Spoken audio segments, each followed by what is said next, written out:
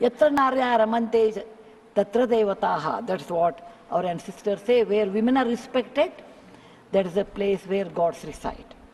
And I want to tell you, the most important thing for women in general, is her health, because she always neglects her health and takes care of the family.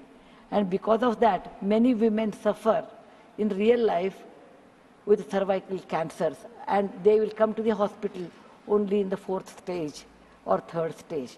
I'm being a daughter and a sister of a doctor. I'm aware of this, and I've worked in my last 30 years with Infosys Foundation on this particular area, and that I want to give a suggestion.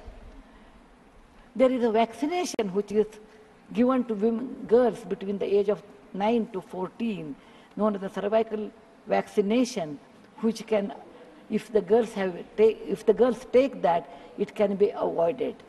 May I request that to the House, that we should incorporate that vaccination for the benefit of our girls, because prevention is better than cure. My father, being a doctor, always used to tell me, when a woman dies, when a mother dies, in the hospital it's a count +1. But for the family, a mother is lost forever. Maybe a man can get another wife, but children will never get another mother. Mother plays an important role, and cervical cancers are more in the later part of life. So I request that our government should look into this matter. And they have handled a very big vaccination drive during COVID, so this may not be very difficult if we can vaccinate our girls in the teenage 9 to 14. This is my first point. Who has developed the vaccine?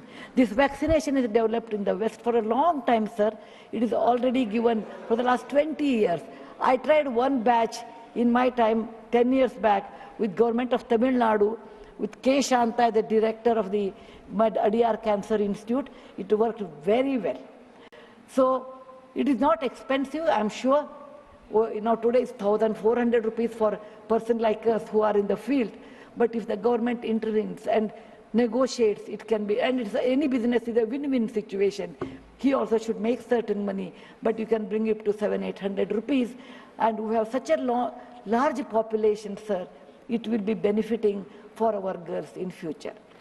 मैं आदरणीय सांसद सुधा मूर्ति जी का आभार व्यक्त करता हूं कि कल उन्होंने चर्चा में महिलाओं के आरोग्य के विषय पर बल दिया था और उसका महात्म्य क्या है, उसकी आवश्यकता क्या है, उस पर बड़े विस्तार से उन्होंने कहा था।